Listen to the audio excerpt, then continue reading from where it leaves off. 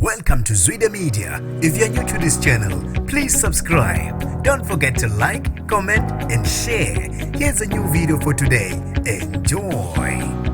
Sanibonani kuzo zonke indawo kuphi na kuphi la nibuka khona le video kanti ke mangoqala usijonele likhasi igama lami usibonga wonke okwantwana ngicela usubscribe uphinde ucindeze nebell phela khona uYouTube ezokwazisa ngaso sonke isikhathi mangifaka ihamba phambili kanise matheni kanti ke ngaphandle uthi ngimosha isikhathi bafethu namhlanje nginilethele zona ke ishisa kulezi insuku ke siyazi ukuthi ke umntalabho uyaqhuma khona la emculweni kaMaskandi kunengoma ke ezishisayo ezitrendayo ke abantu abaningi abathe bayithokozela abanye ke abajabulanga neze ngazo kanti ke namhlanje ngilethele izathu ke sizokhumbula ukuthi ke uAli ensukwini ezedlule ke ingoma zakhe zike zatrenda kakhulu abantu bekhuluma kwahlukahlukene ngazo kwangenelela nabasakazi kwangenelela nabalandeli besho ukuthi ke abayithandi lento abanye bethi ke hayi ke ibambe ngakho kanti ke namhlanje sizokhuluma ke la uAli ukuthi ke utheni uyiphendule wathini emva ukuthi ke abantu abaningi bekhuluma okuhlukahlukene bemgxeka kanti ke naye uvele waphumela ubala wasesho ukuthi ke kungani asebenzisa le ndlela ayisebenzisa ukuyiphendulela kuyigcokamelisha aphandle ukuthi ngimosha isikhathi ake sivele siye khona ke uyizwele ukuthi uAli yena uthi kungani akhetha ukuthi ayiphendulele ngalendlela aphendula ngayo awubambela me yabona kunina nekuthatha njengento okungayona inhlamba ukuthi umuntu athi umubi vele ke akuyona inhlamba makubhekise komunye umuntu ngoba kusuke kuphuma nje kamnandi yabo kodwa njengoba umhlaba ongaka nje akekho umuntu ofuna ukuhlekiswe ngayo kutshelwe umhlaba wonke ukuthi wena mubi noma ngabe kuthiwa mubi futhi uyazazi yabo so ke nina nekuthatha ngazuthi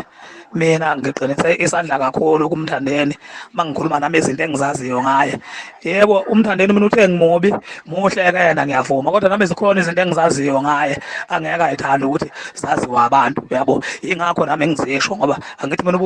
ububi bami bubonwayo wonke umuntu njoba eseshila ukuthi ngimubi wonke umuntu ubuqaphelile ububi bami kukhona na izinto khona emuhle njalo kodwa abantu abangazazi okufana nama abantu ngibavezele zona bezazi ngayo ukuthi muhle kodwa isici sakhe elesi nalesi nalesi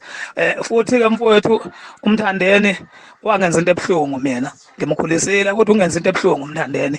bengiphila naye njengomfowethu naye ezeshe ethi ngobhuti wakho omdala ngithi mina umfowethu omncane ngisho emndenini wakithi ubethathwa njengengane yakithi umthandeni yabo ngendlela akade bemkhoze ngakhona ekhaya kodwa mina mfowethu ngoDisemba ngishonelwe umfowethu inkosana kababa uyazwa umthandeni ngingazi nxa phakathi kwami naye ngingazi inkinga phakathi kwami naye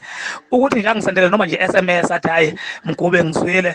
into enivelele ngizwile ukuthi ubhuti omdala akasekho nxeseni njengomuntu mhlawumbe obazi ukuthi uyaziwa kithi nami ngiphila naye akakwenzanga lokho kunokuthi mhlawumbe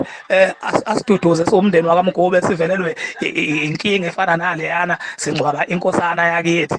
yana wakhetha ukuya estudio ayotshelisa ukuthi ngimubi imondo yami ibonakala emagaraji ithela upetrol ngihambisa ububi ngaleso sikhathi mina ngithela upetrol ngiarrange umngcwabo kamfowethu ngemamoshali ngiyakuphi kuphi yena uthi imondo yami ibonakala emagaraji ngithela upetrol ngihambisa ububi mangingabonakalanga eGreat Town ngibonakala ku Superbet so ngitsheleke mfowethu ukuthi lo nkulumo leyo ubuye yayibheke kuwe wona kumuntu omthandayo hayi mhlambe kimi ngoba mina ngingena ndaba nami ibizokwehla kahle yini kuwe nje wena nikhaliswa nje ilezi engishilo umthandeni so bafethu umsana ukulandela umculo ukuthi nithanda umuntu uma ngabe mhlambe lo muntu nazo uthi uzobuhlungu bese nizobhlungu kanye naye bese ningabi neqiniso ibanini neqiniso ulandeleni kahle umculo angilwika kodwa nawe mfowethu ngizama nje ukukuchazela ukuthi yebo khona mhlambe ngisiqinisile isandla kulomfana kodwa nakimi kwenzeka into engingakaze ngayicabanga ukuthi iyo ke yenzeke phakathi kwami nomthandeni ngendlela ebesiphila ngakhona nami kwaba isurprise so nami ngiye studio nginenhliziyo ebuhlungu and umthandeni ngimnikile ithuba ngiyitshethe mhlambe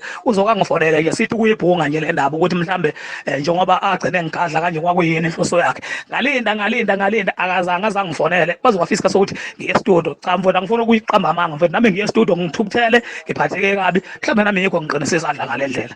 hayi ke ngiyathemba ukuthi nawe usubheme wakholwe izwele ukuthi ke umfoko kaMgube uphendulela uthini kubantu abakethe bamgxeka ngiyathemba ukuthi ke nawe usunelisekile ke mhlambe manje usuzoqala uunderstand ukuthi ke kungani ke umfoko kaMgube esebenzise le ndlela ayisebenzisile ngaphandle ukuthi ngikhuluma kakhulu cela sive siqede we-comment section le ndaba uzoya kwi-comment section bese uyasho ukuthi ke wena ngabe lithini uvo lakho ngale ndlela uAli ayiphethe akhuluma ngayo noma ayiphendulela ngayo emva kokuthi abantu abaningi bemgxekile mina sengiphuma ngiyintathele ka YouTube sengiphuma kanje ngicela ukuthi kungibambe ke evidini elandelayo yazi ukuthi sihlangana kuphi futhi ke ngasiphi isikhathi kanjani